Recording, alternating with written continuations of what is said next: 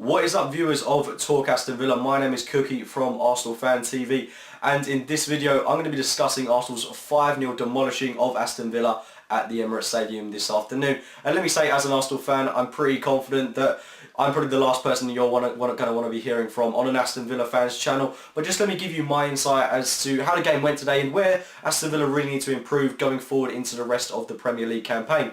Now, I did do an opposition review for Cole earlier on in the season, following the 3-0 defeat at Villa Park for you, and at that time I honestly did think that Villa would pick themselves up from that point and go on into the season, but I'm a bit disappointed in the fact that Villa have kind of crept into their shell, as they predictably do around this point in the season, and they do look like relegation candidates. If they put in the performance that you do, in future games. You've got Chelsea next. I mean, how are you going to perform in that game? You've really got to buck up your act. Paul Lambert has to buck up his act. At the moment, he is deluded, saying that you performed at the same level as Arsenal for 65 minutes of this game. It was embarrassing that you lost 5-0. To say that you played the same level as a team for 65 minutes and to go on to lose 5-0, delusional, embarrassing. I don't rate Paul Lambert as a manager.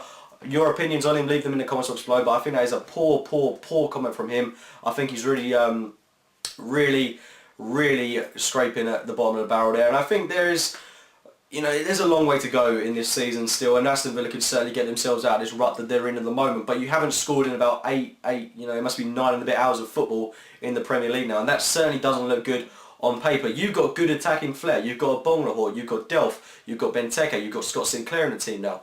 You've got to ask us, you've got Andy Vyman. Why isn't this team scoring? You've got to be analysing that, and at a point it comes down to the management. Believe me, as an Arsenal fan, I know when it comes down to the management, and it's looking very stale, it's looking very lethargic, and you've got to wonder why you're not pushing on from where you were earlier at this point, earlier on in the season. It must be very frustrating to be a Villa fan. I totally compensate with you, and I think that the team just looked disinterested today. They rolled over for us, and there were opportunities in this game where maybe you could have had a chance on goal, but your only real chance or an opportunity came in about the 93rd minute or whatever, if it wasn't for a great save from David Ospina. Apart from that, I can't really recollect anything that you created throughout the course of the game, and you made it very easy for us.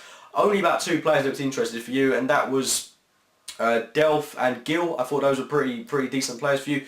Delph was trying to do practically everything on his own, driving from your own half into the opposition half, but no one really helping him out. Benteke had I would have expected more from him, but he's looking disinterested in the team. He was very lazy, didn't really get into the game that much, had some very haphazard shots on goal, and all round your attacking flair was non-existent until you brought a Bonglahor and Scott Sinclair into the team, who certainly livened things up for you. And if there's one thing going forward into the remainder of the season that I think you've certainly got to adjust, is your lineup. You've got to take players out that aren't really doing much for you. Carlos Sanchez, what does he actually do for you in the middle of the park?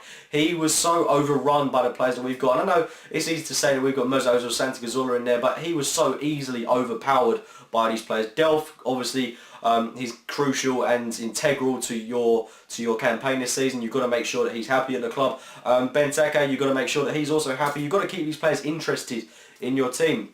I know it's hard to do that when you're not scoring and you're not winning games, but it is absolutely crucial that you get some points on the board at least. You've got to build a basis, and then you've got to step up from that point. And the one thing that you've got to improve on is you've got to bring in the likes of a Bonglahor and Sinclair into the team, because when you brought those in, you were much more penetrative and you looked a lot more dangerous going forward. Scott Sinclair, I think, is certainly a good signing for you, but I still think that your team needs a lot more ambition going forward. I mean, it must be really frustrating going into the season, starting it all right, and then getting to this point where it's predictable, same old. Villa have done it for absolutely ages. I don't remember the last time I've seen Villa actually stay in a pretty much top 10 position for a good amount of time in the season. They're not consistent, is the word I'm trying to depict here. They're not consistent, and they've got to be if they want to remain in this league, because at the moment they are taking up a spot for another side. And I say that with all due respect, but the teams around you, QPR, Leicester, Burnley, are going to be fighting tooth and nail to get to stay in this division. And Aston Villa, at the moment, they look a bit too big for their own boots. They look a bit like they can just stay in the Premier League because it's just going to happen, because it happens season after season after season.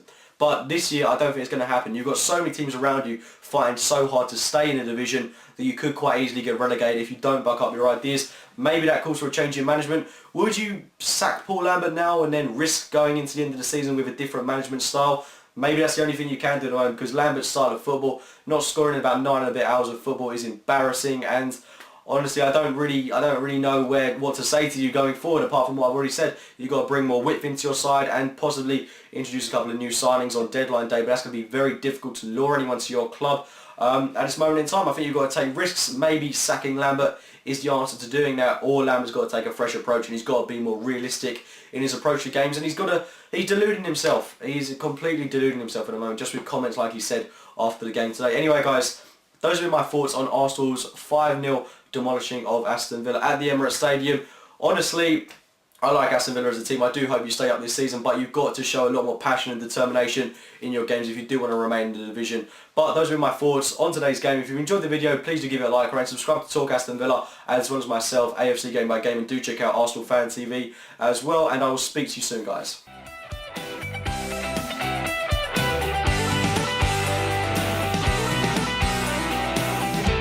The shadow